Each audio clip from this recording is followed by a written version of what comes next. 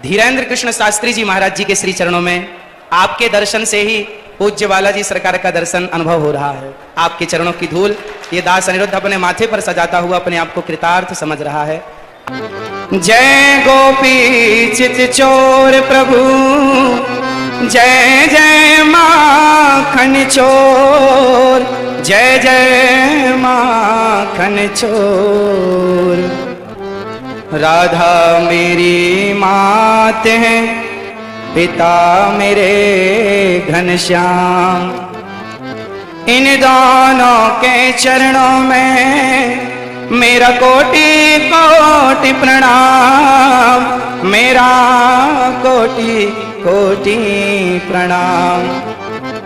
आग लगी आकाश में बरस रहे अंगार, संत न होते जगत में तो जल जाता संसार, तो जल जाता संसार। बोलिए श्री बागेश्वर वाला जी सरकार की, संत समाज की, स्वामी जी के द्वारा सुंदर कार्यों की, हिंदू राष्ट्र की, भारत माता की जय जय श्री राधे, जय जय श्री राधे।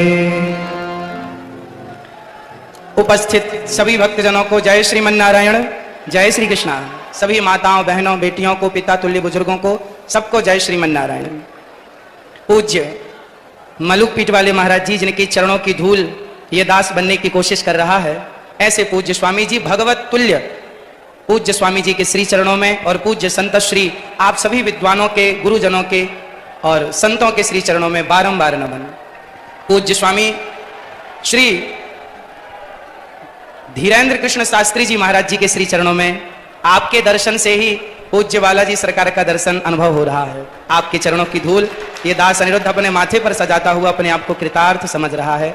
आपने इस दास को यहाँ बुलाकर, जैसे सुदामा को भगवान श्री कृष्ण ने गले से लगाकर सुदामा का मान बढ़ा दिया, ऐसे स्वामी जी ने दास को याद करके दास का मान बढ़ा दिया।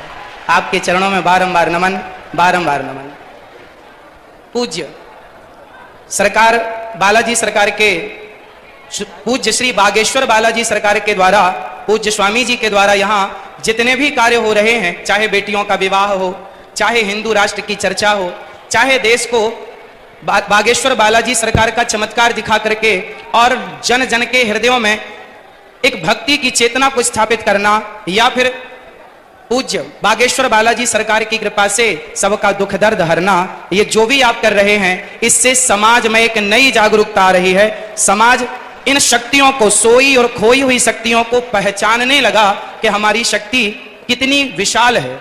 और सनातन की संस्कृति की जो हमारी शक्तियां हैं, हनुमान जी जब लंका गए तो हनुमान जी से पूछा राम जी ने कि आप लंका चले गए, तो हनुमान जी ने कहा प्रभु मुद्रिका मेल मुख माही। हे प्रभु, ये मेरा कोई बल नहीं है, आपके नाम की जो मुद्रिका मेरे मुख में थी तो जलद ही लांग गए अचरज नहीं। यदि भगवत कृपा से हनुमान जी छलांग लगा के सेतु को, समुद्र को पार कर सकते हैं, तो उन्हीं हनुमान जी की कृपा से पूज्य स्वामी जी यदि समाज को जोड़ रहे हैं, हिंदू राष्ट्र का सपना देख रहे हैं, तो ये भगवत कृपा ही है और ये संभव है। आप देखिए हिंदू क्या है, हिंदू किसे कहते हैं? आज विदेशी आते हैं, आकर हिंदू बन जाते हैं और राम नाम की जपते माला भक्ति में रम जाते हैं। धरा ये जिस पर घूम रही, हम उसी केंद्र के बिंदु हैं। गर्व से कहो हम हिंदू हैं, हम हिंदू हैं, हम हिंदू। सनातन धर्म क्या है? सनातन संस्कृति किसे कहते हैं?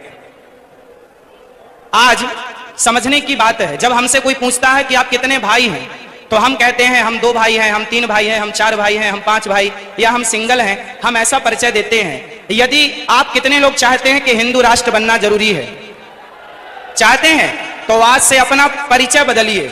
और कोई आपसे पूछे आप कितने भाई हैं, तो ये मत कहो कि हम 1 2 3 4 5 भाई हैं, ये कहो हम टोटल 4 भाई हैं। और 4 कौन कौन?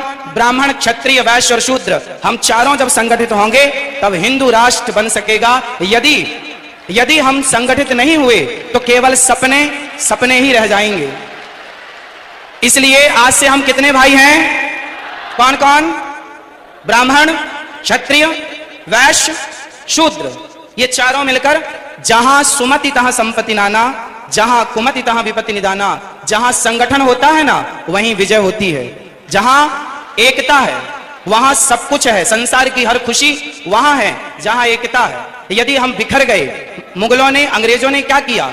हम हिंदुओं को, हम सनातनियों को लड़ाया, आपस में लड़ाया। फूट डालो शासन करो किसका नारा था? तो आपस में लड़ाया उन्होंने, हम लड़ते चले गए और लड़ने का परिणाम यह हुआ कि हमारे देश के टुकड़े टुकड़े हो गए। केवल लड़ाई का परिणाम है ये। यदि हम संगठित रहते तो क्या मजाल किसी की कि हमारी तरफ कोई आंख उठाकर देख लेता।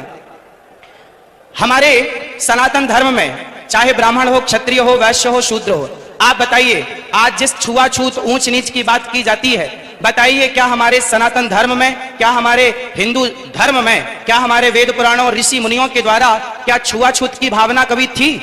यदि छुआछूत होता तो भगवान राम निषाद राज्य को गले ना लगाते। यदि छुआछूत होता तो भगवान राम माता शबरी के बेर ना खाते। इसका मतलब है भगवान और भक्त। हमारे यहां तो संत रैदास जी हुए हैं जिनके चरणों को लोगों ने प्रणाम किया है, धो धो करके पिया है, जिनका आज भी ये मुहावरा, ये वाक्य आज भी प्रचलित है कि मन चंगा तो कठौती में गंगा।